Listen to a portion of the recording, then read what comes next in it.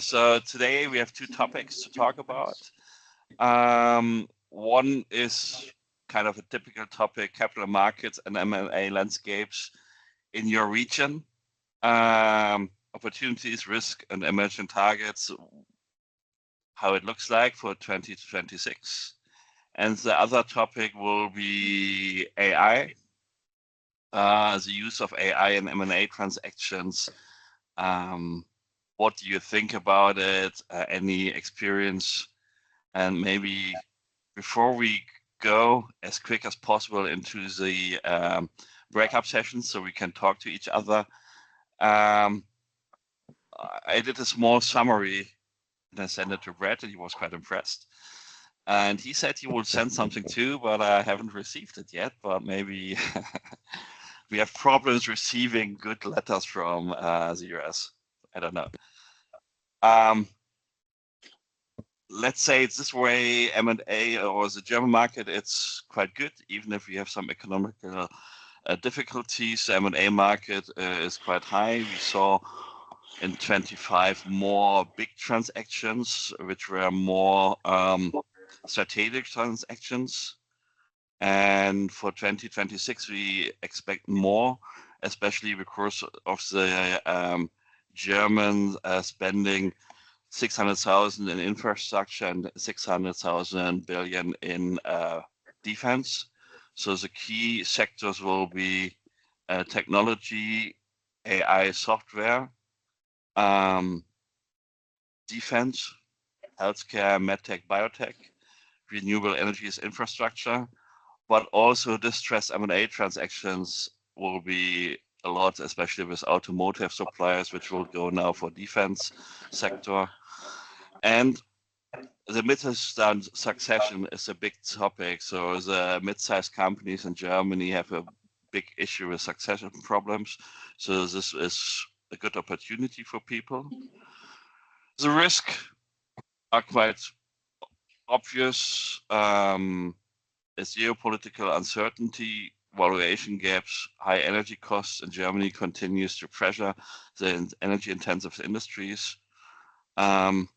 Maybe the key part, or it is said that 75% of the German M&A transaction in 2026 will be cross-border transactions, with the main partner still the United States, followed by UK and France, but also Southern European countries are now buying in Germany due to a next generation EU-funded investment fund, and the Middle East is coming more and more to invest in Germany.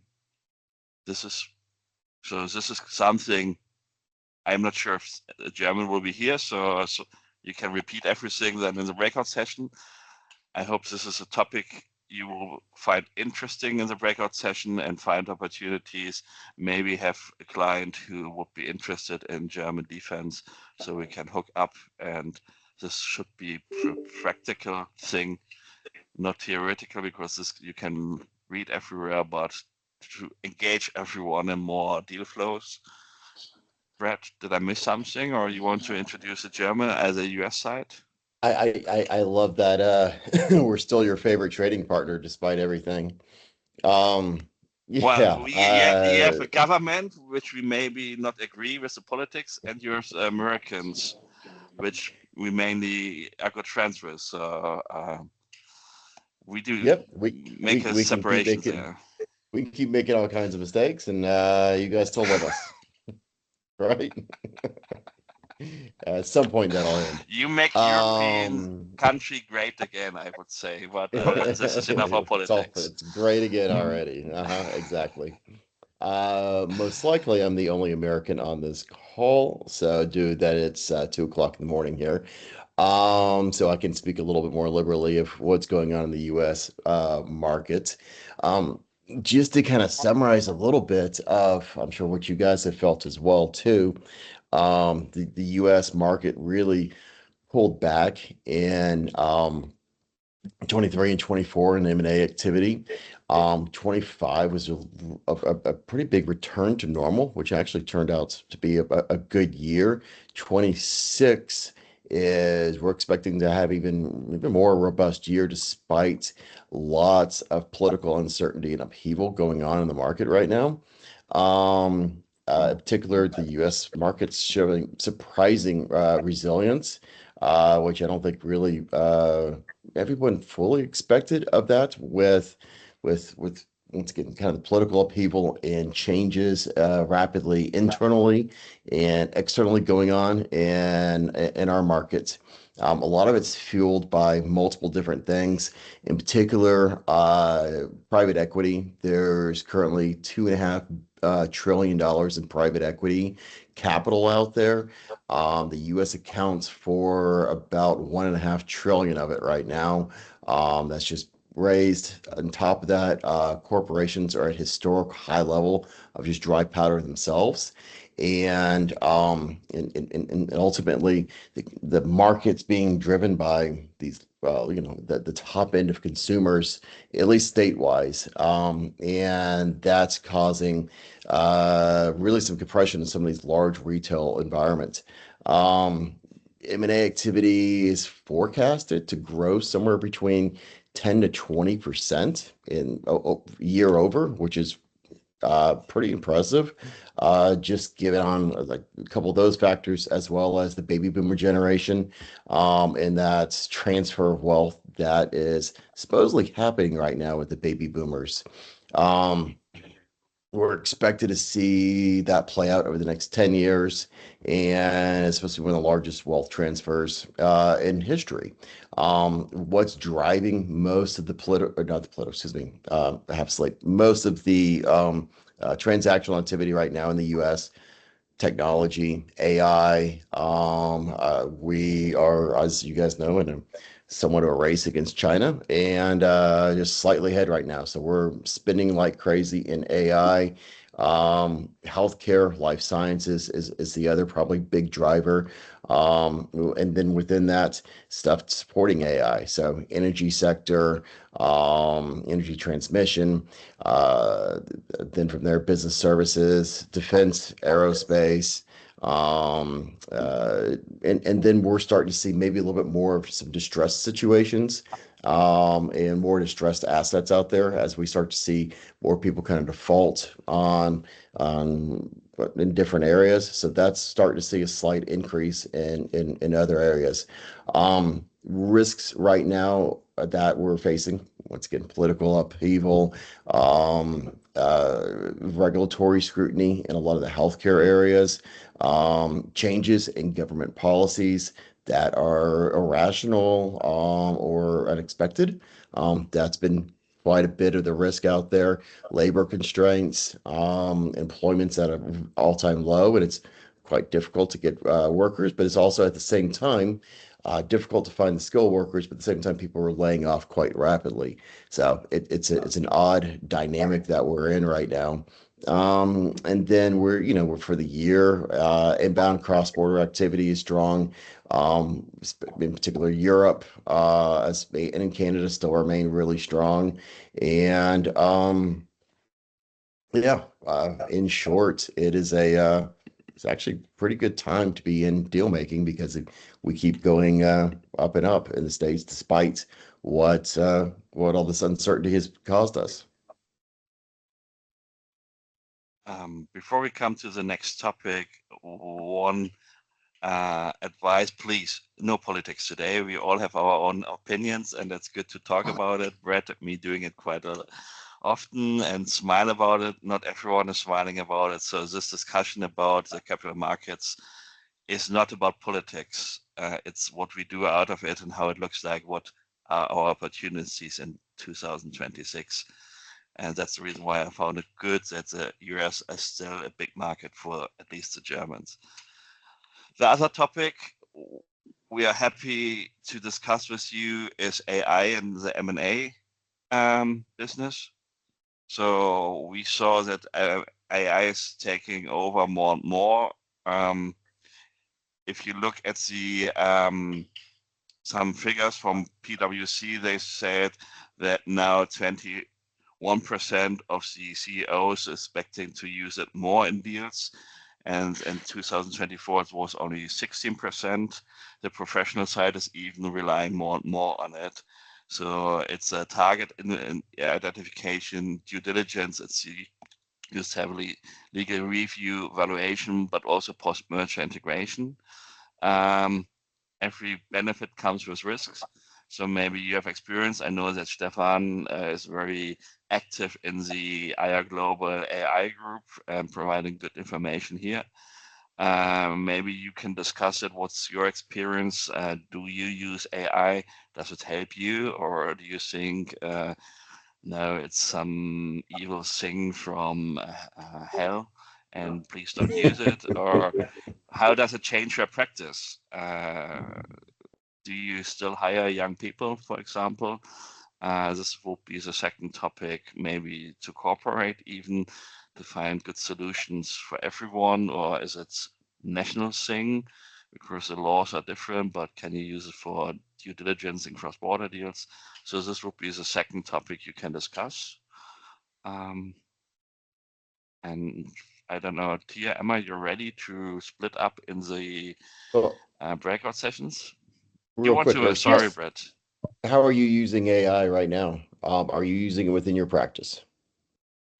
Yes, we are using it for due diligence, but also for contract drafting and checking legal documents. And so we are using it heavily here in our smaller firm. That's the reason why we are not hiring young people anymore. You're kidding. Okay, I thought Not you were at all. kidding about not hiring young people. No, the problem is I don't need young people. I need some seniors who can, which is always the same thing with AI, is you have to check everything if it's right. And young people don't have the experience. We will hire young people, but only because we feel an obligation to educate them.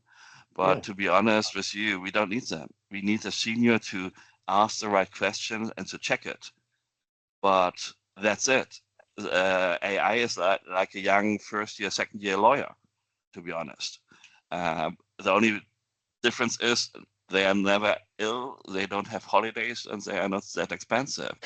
The downside is they're not that fun, and they won't become a senior to ask the right question. So it's really, I think it's a big change, and it's a big issue at least in Germany. You see that there are fewer law firms hiring young lawyers, and I don't know how young lawyers should get the experience when no one is hiring them.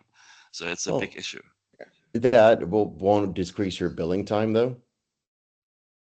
We're going over to do not hourly billing, but to have fixed prices with our Project clients. based.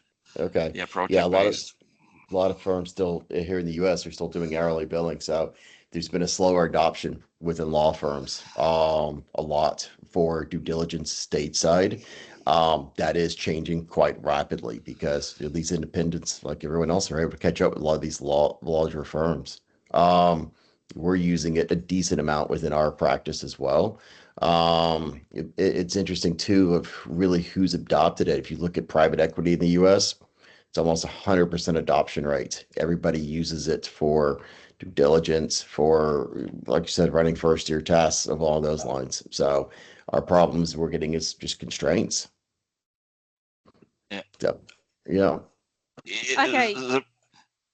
Sorry, Am I there are ready? two people. Yeah, there's two people just got their hands up in the chat. So we've got Erdem and Madalena. So after that, we'll just then obviously pop you guys into breakout rooms so you can further your discussions.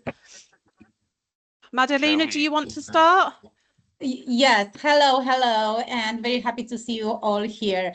Urs, I know you are very pragmatic and very straightforward, so I'm not surprised about the mindset you have now with the artificial intelligence. Short question, what platforms do you use?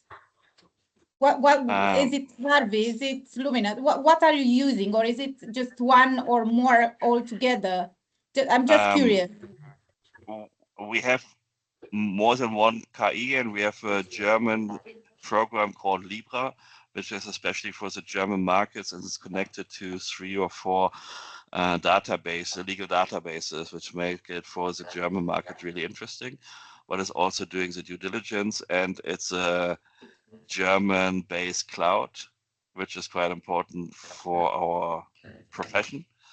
But we also use other AI, but we don't use the free ChatGPT, but the payable, because if you use a free one, you get free results and you can find your answers in the internet.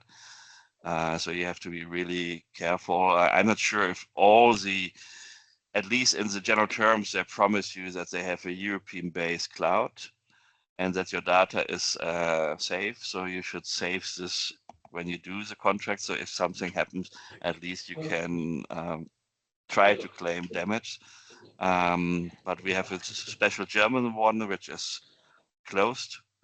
And we use other AI tools, which are openly accessible and international. But the English or the US American and English, which were discussed on the WhatsApp group, or the AI WhatsApp group, they are not working in Germany because they are not German based, they have no German case law or anything in it. So it's no sense for us. Adam. Hey, hello, everyone. Thanks for the introduction, and Ursun Bradley. I'm in Istanbul on the 31st. Sorry? I'm in Istanbul end of March, 31st of March. So I know. For a I nice have big dinner. plans. I'll talk to you later. I have big plans.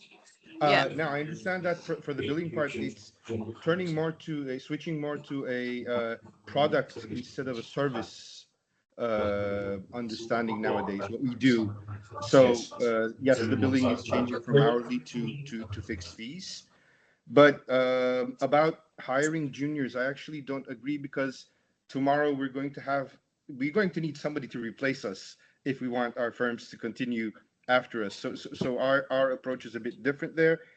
And the most risk I see is the security issues in the AI, because now GDPR or similar regulations have the security is for personal data, but of course, as lawyers, we have much more responsibility regarding the client-lawyer confidentiality issue.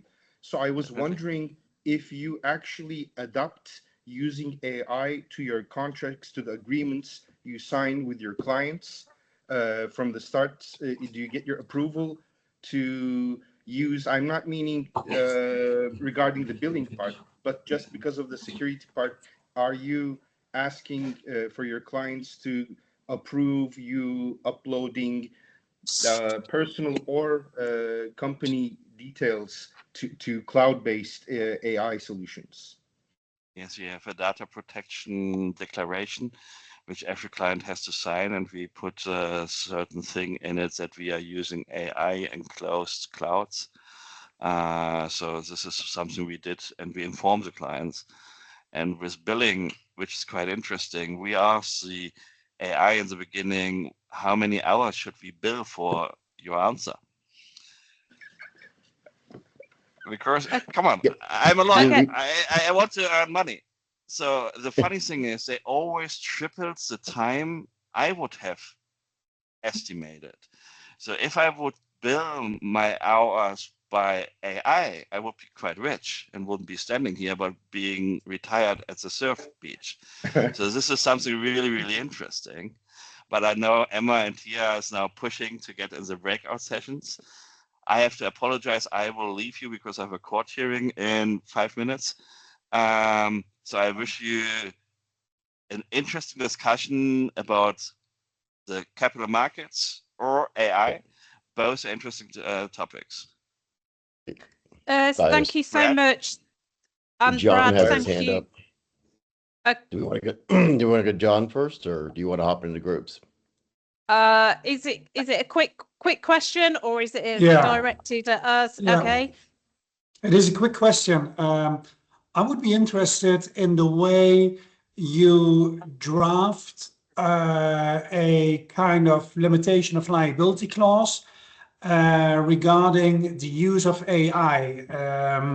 So maybe it would be interesting to share that within the group or later on, because that's something that both commercial law as well as corporate lawyers and M&A lawyers will be confronted with. And I think some of you must have some experience with this, because if clients want you to use AI, but the results are not the ones that you hoped for or the client hoped for, then you might be liable to them for malpractice. But that's why. This sounds like a good lunch topic in Maastricht in the next days. You're always welcome. Always around fooders. Right. I'm conscious Yeah. as you've got to be in court in like 30 minutes. 5 minutes. Okay. It's an online session. 5 minutes. Oh, okay, perfect. So guys, I think we are ready to put you into breakout rooms now so you can continue the conversations. Have a great session and we'll see you shortly. Thank you so much for attending. It's amazing to see so many people on the session, and we'll catch up soon. Thank you. Thank you.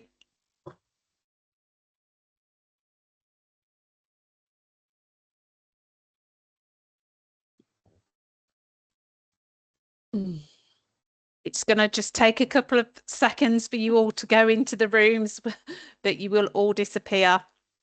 I think some of you are staying in the main room, so you will just have your discussion within here.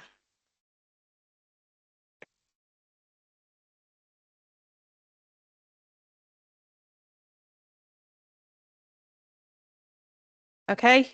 T, is that the members within the breakout room for the main waiting room, I think? Yeah. Perfect. So we'll leave you guys to have your open discussion. If you do need any assistance, just let us know. Okay. Enjoy. Thanks, Emma.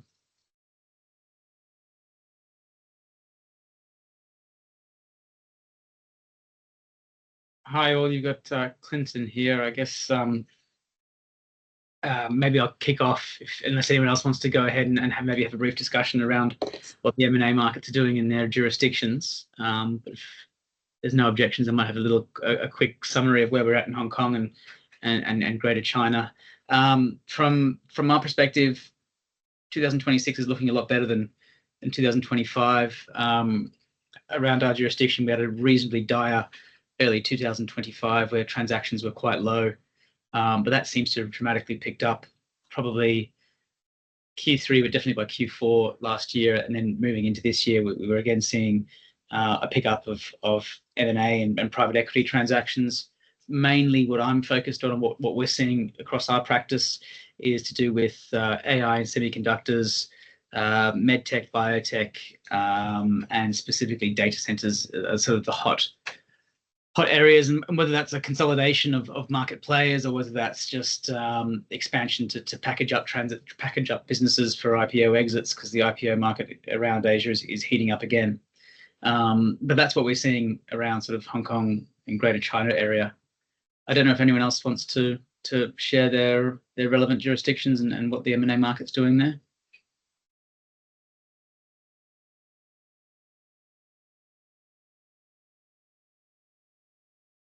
Hello. Balthazar, can I put you on the spot? Oh, sorry, no, someone else wants to go.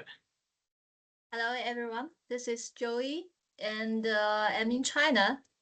So about the M&A market here in China. So we have talking about, we're discussing about the Meta acquiring the AI company Melos. So I don't know if you have ever discussed about this topic, because there are so many Chinese enterprises to make their structure, make their shareholding structure, to make their shareholders in Hong Kong, in Singapore, and in BVI Islands, to make them to transform to an international company, so they can get the investment by U.S. by US dollars investment. However, since Meta acquiring Malus, not only the reverse surface I'm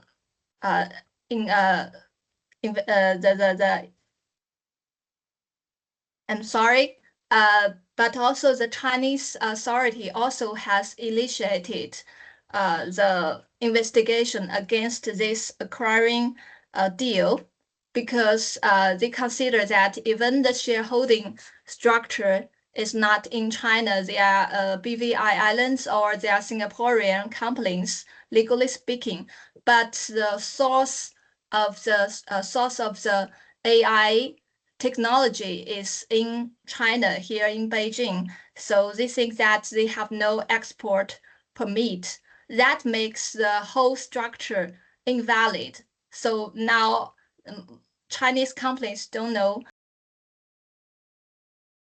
which make our M&A market a little awkward. I'd like to know what's your opinions about this event, I mean the Meta acquiring Malus. Thank you.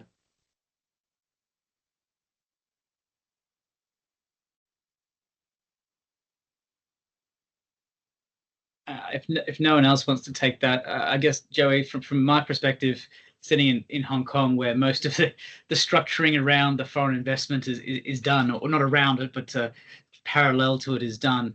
I mean, we went through this phase during the sort of the .com era, where it was technically, and all the way up until the sort of e-commerce era, where overseas investment was not allowed in Chinese companies which own certain telecommunications licenses, etc. So, you know, the VIE concept of contracts was born, where effectively control was granted over contracts as opposed to equity. And eventually the big players, like the US big players, got comfortable with that. But I think where we are today, and as I mentioned on the initial introduction, with the geopolitics around, you know, that are in place at the moment, I think largely a lot of it is driven by that. And I guess we all hope that there'll be some more certainty around the geopolitics, and certainly everyone might sort of calm down and get back to business as it should. But I think whilst there's a bit of international tension, I don't see that issue going away in the short term at all. And I think the Chinese will do the best to protect their AI, and vice versa. The Americans are going to do their best to, and probably the Europeans, although the Europeans are sort of doing their best to not get in the middle, I think. But the Americans will do their best to protect their own AI and information, as you saw from, you know, the issue with ByteDance, you know, having to sell their operations in the US. That was effectively driven by, you know, geopolitics and the want to protect American privacy and AI as well. Yeah, I agree. So have we got anyone else that wants to have a chat about any other region? Have we got anyone from Europe, or I guess not the US, or Thomas over in Dubai? Maybe. Hi everybody. Here is Balzavicki from Zurich, Switzerland. Long time no see. Some of the faces are known. Wissam, for example. Hi Wissam, good to see you. And just this topic of AI, I just want to quickly jump into that because it is something which we are being, you know, occupied with quite considerably, and also in the context of transactions, by the way. But it is something I always want to say. It is an instrument. It is like a tool in your toolbox. And it is not a miracle, and it's not something, it's not a black box. And that is something I wanted to just put into the round. It's always extremely important to understand what that thing does, and where the basic information, the statistical model behind has been coming from. And that is what you said, Clinton, before. It is not just a political or maybe geopolitical or maybe opportunistic reason that regions should maybe stay with their own AI systems, but it is also has to do with the fact that the statistical model behind is not suitable for anything but that. a statistical model which has been trained on Chinese, on a Chinese or Asian background, or at least Chinese background, is possibly not really suitable to resolve matters and topics and take decisions in a European, pan-European, or even Swiss context or an American context. That's just what I wanted to say. But on the M&A side, that is not a direct impact, but it has also an impact on the use of certain tools, which we are seeing as we're being flooded with AI tools in the transactional space. That's all I wanted to say, but it was just a bit of babbling, so I'm sorry for that. And interesting and good to be seeing you. Balthasar, just while we have you, do you want to maybe just have a brief summary of what sort of tools you're using in a M&A context? So, are you simply just using it for due diligence, or are you using it for document preparation? How are you best using AI in your practice? Oh, very dicey question. Look, we are very careful in using these tools productively because they are all in a very experimental stage. Now, let me quickly go through your questions. When it comes to due diligence, so far in the reality of the deals we're making, we are mainly in larger or middle market deals. We see data rooms which are so damn inconsistent and have such old documents in it, which are scanned and several times scanned. They are not OCR capable, very often like old employment agreements, old supply agreements, and we do not have this typical data set, which consists out of a huge mass of quite well-structured documents, as you would be seeing, for example, in a compliance environment, in compliance banking, compliance environment, or insurances, where you have a huge digital data set behind, and you need to find anomalies or kind of topics which are not consistent, or inconsistencies in the documents. But in a classical middle market, upper and bigger middle market transaction, 20, 30, 50 million range, we see traditionally a data room which is such a mess, where AI tools would give us some bit of guidance, yes, but they would not allow us to, at the end of the day, deliver a report which would be reliable. So that is my personal experience in our practice. Now, are we using AI tools? Yes, we do. We even have a special clause in our mandate agreements where we elaborate on the use of AI tools in our practice and get a permission and by the client to do so. We are working on procedural rules internally, but we are still at the beginning of how we want to document that, because it is very important that also our associates and our entire team, when they're using AI tools, even simple translation tools, that this is somewhere documented, like what kind of prompts have we used, what was the outcome, and so that the whole thing can be reconstructed. And we are currently using 2 or 3 experimental AI tools for research, which are mostly Switzerland-based. We have a problem, in Switzerland, that we are German-speaking. However, we have also a French-speaking part in Switzerland, and we have an Italian-speaking part in Switzerland. And Switzerland is not EU. Switzerland is not Germany. Switzerland is not Austria. And so traditional AI tools which just go after German language, they provide us with information which is absolutely wrong, because the legal system in Switzerland is different from the legal system in Germany. However, there are connections, so it's a bit complicated.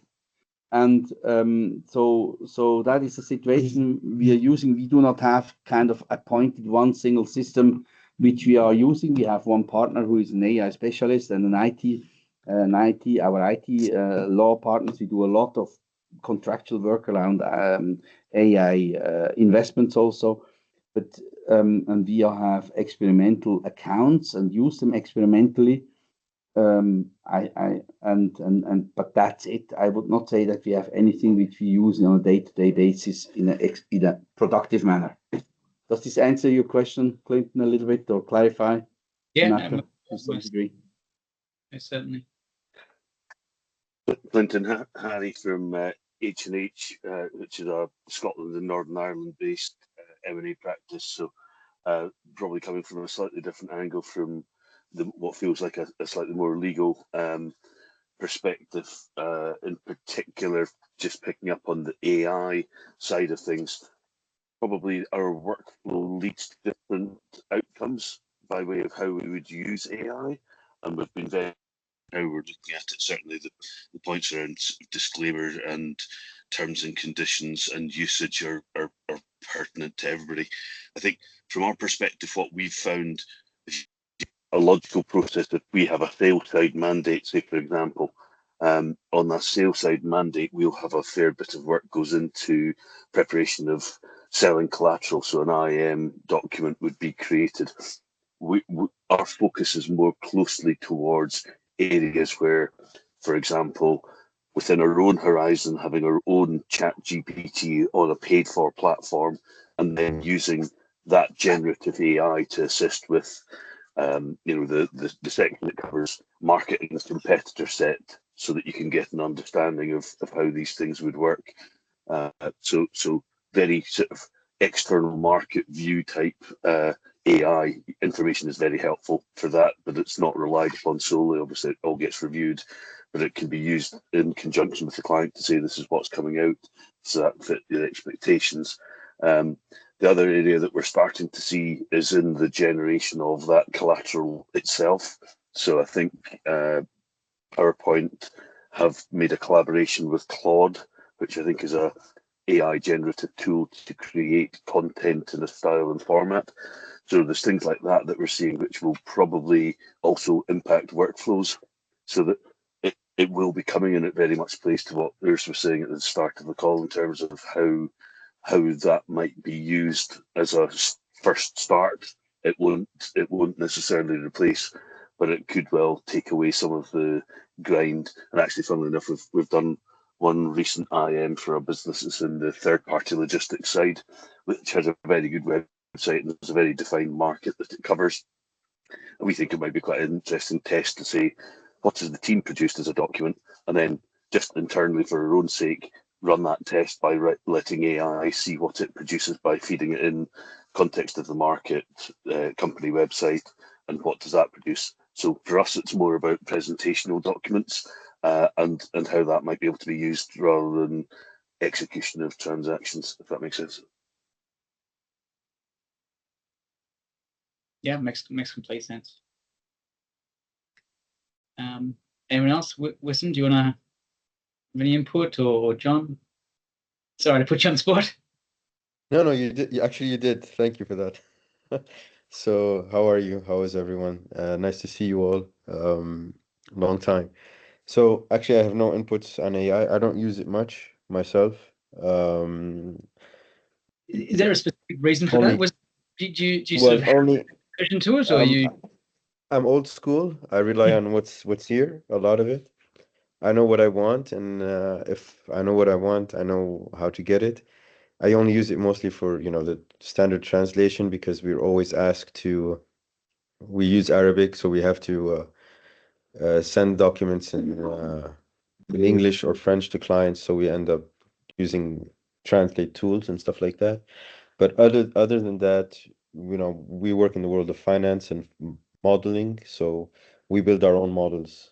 Of course, we use Power BI and all of these things. We integrate them, but I don't really much rely on output. Sometimes I could use it to compare.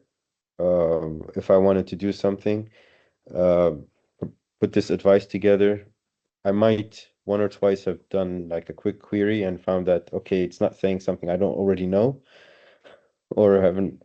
So I just rely on what I know and rely on the sources. The thing is, not everything is available yet in Arabic. So anything we need to do, we have to make sure that the sources and the information is found in English. Yeah. Makes sense.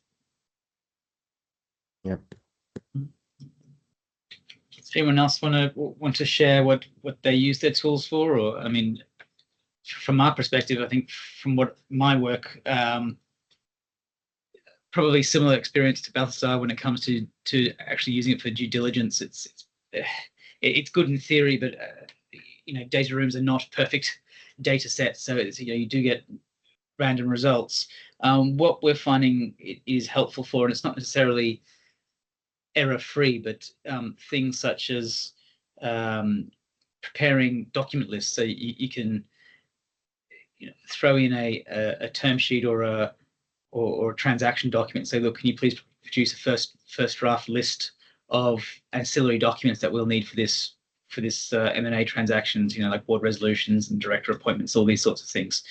And then going even as far as saying, okay, can you please also draft, initial draft of those ancillary documents. What we're finding, what gets produced is not, it's not fantastic by any means, but it does give you an initial draft, which probably saves, and coming back to Urz's point, it probably saves the junior lawyers having to do that work, that initial draft, and then providing it to you. So, I mean, I do have serious concerns about the longevity of the legal profession if AI is going to be used and everyone decides not to hire junior people because AI can do it all. But the reality is, when there's commercial pressure, it is substantially cheaper than hiring junior lawyers. So it's, there's always that temptation. But I don't know if anyone else is contemplating changing their hiring practices because of AI, or if anyone wants to share any. Not really, Clinton. The thing is, kind of like what Erdem said, we want to build the practice and we want to grow, and you cannot grow the practice using it. We're not there yet. When robots take over, I think we're very far from that future. Hopefully But we still need the people to do the work, and we need the people to do the follow-up. There's a lot of paperwork that has to be filed and submitted, and it's just not there yet. And you need the personnel. And like Erdem said, if you want the business to continue in the future, you have to hire people, you have to train them, you have to give them room to grow with you. You have to make sure there are controls and guides on what they can do, what they can't do when it comes to using AI and disclosing private client information and so on. So I think we still need some people to do heavy lifting. It's an interesting point, because so a lot of the time we're dealing with companies that are maybe building software product effectively, and what we are seeing is the evidence of investors who have maybe embraced the use of AI. And what we're talking about here potentially is AI coding of a tech-driven or tech-enabled product and usage of software within that, and the use of AI to assist with the coding. As recently as 6 months ago, speaking to people that are in that space, saying this is still way off and something that we're not comfortable with. But within the last 2-3 months, people saying actually the pace of this evolution is so fast that actually investors, who often are the ones that will then drive how the rest of the market that services them then behaves, the investors are saying, right, well, if we know that there's an efficiency within this, you've got to be using the tool correctly rather than necessarily just saying we disagree with the tool. So there's a I think almost all firms have that, should have, and we certainly do have that standing point on the board meeting, which is, right, what are we seeing as usage of this, and what leaves us vulnerable in overuse, what leaves us vulnerable in underuse. And I think that's, it's going to be almost like a standing order point on every discussion, because it will impact. And the world where this client or contact of ours that we're talking about, they said, well, actually we're going to do a presentation to effectively the data and production guys that are using code, that are effectively doing the coding, and what the impact of that will be is, again, just like we've been saying about using it from a legal perspective, that will lead to there being a team of 2 rather than a team of 10, and that team of 2 will be experts on managing the AI generative modeling of the coding, so that they're driving it, directing it. There will still be the job, but there'll be less jobs, and it will be more of an oversight job. Scary, I know. And Joey, I know on the mainland there's a huge adoption of AI. Are you finding that maybe junior lawyers are not going to be getting jobs anymore, or how are you finding it? No, actually, I use AI every day for my daily work. I use AI, but only the Chinese AI. I have no chance to use AI platforms from other countries. So, but I have to say that the development of AI technology here in China is very rapidly. It's updated every day. I use AI for contract drafting and review, and also some legal research. But the draft of legal documents and translation are pretty good, perfect actually. But for the legal research, I found it still makes some mistakes, some very, for example, the outdated laws and regulations, or some contradicted ideas. So we have to be really careful about that. And I think since I'm sorry, but I'm new in this community, and I think we have been talking about AI a lot. But theme of our session today is collaboration and insights within our M&A community. So I'm really expect to hear more sharing about different countries, what you have done recently about cross-border M&A. Do you have any experience, and your the real-time insight about this regulatory trend? I'd like to hear, gentlemen, your practice in different countries about cross-border M&A. Thank you.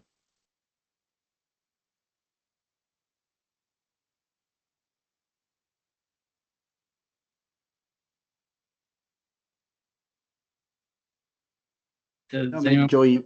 Oh, okay. Please. No, please go ahead. I mean, Switzerland being a very small country, and being the center of Europe, most of our larger M&A deals have cross-border implications, as most of our cases anyhow. And we have completed many M&A transactions, buy side or sell side, with counterparties or clients cross-border. I think one of the complications is always to really explain the institutions of Switzerland, like the specialities of, let's say, the regulations on the transfer of shares, how this must be properly documented, what kind of different procedures there are in order to properly transfer ownership and title of to shares, for example, and that might impact then a transaction when mistakes have happened in the past, in the history of a company, of a target company. And we have always, for us, it was always very helpful then to make ourselves informed about the legal system of our discussion partner. Like if you have to talk to an American, to a US, channel counsel who is instructing us, and we need to explain to him why we do certain things, maybe very complicated in his eyes, but then we need to understand where he is coming from. It's always this change of the side of the table which you need to do, and that is for us basically the daily business. And I think we cannot prepare anything like that in general. We cannot prepare a memo. Of course, we can prepare specific memos explaining the rationale behind certain steps, but this requires people to read it also, and also to understand it, and having the time to read it and to understand it. So the best thing we have realized is that we have specifically with cross-border deals, we have very tight pattern of alignment calls. For me, that was always the best thing to do. In a deal, we have every 2 days we have an alignment call with the entire team on, and then we bring up matters and we discuss it instead of writing long emails and writing memos and writing, cover my ass letters and stuff like that. We can still do, we can still then formulate certain things which they also need for their file or for their internal decision processes, but nothing replaces talking. You cannot talk to each other in writing. That is a principle which I try to implement in such cases, particularly if it's cross-border. Thank you for sharing.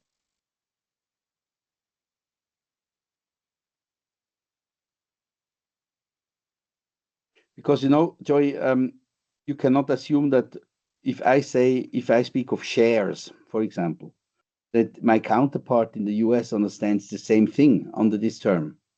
Even very fundamental terms can have a different meaning in a different jurisdiction or in a different cultural context. And so the best thing really is to maintain a broad communication, and even question sometimes also certain fundamental concepts where you think that this is totally clear, and globally shared understanding. It is not, it is not. Yeah. I give you an example. A GmbH, that's a society, that's a legal entity in Germany. The GmbH is the most common Gesellschaft mit beschränkter Haftung, GmbH, most commonly used entity in Germany. It also exists in Switzerland, but the legal concept behind is fundamentally different. Even though it's called a GmbH, and every German lawyer thinks he understands what a GmbH is. He does, but he understands the German conception of it and not the Swiss. And it's a fundamentally different concept which has a direct impact on formalities, on transfer of equity shares, of the corporate governance which is foreseen in the law, and so one has to really really start in a very fundamental way if you work cross-border. Yeah, thank you for that. Actually, I have done a corporate governance issue recently, and I found that China is quite different from most of other countries, because I found that in other countries the highest authority of the company is the board of directors, mostly speaking.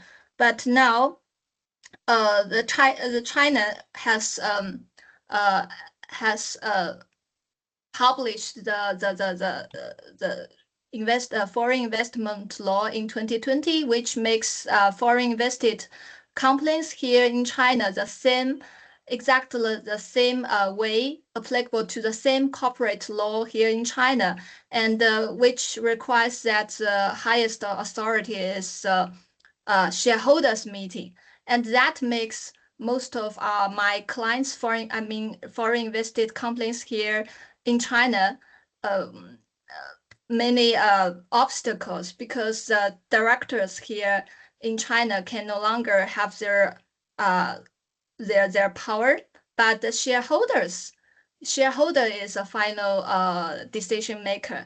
So that may really tricky for some foreign investors want to invest here in China.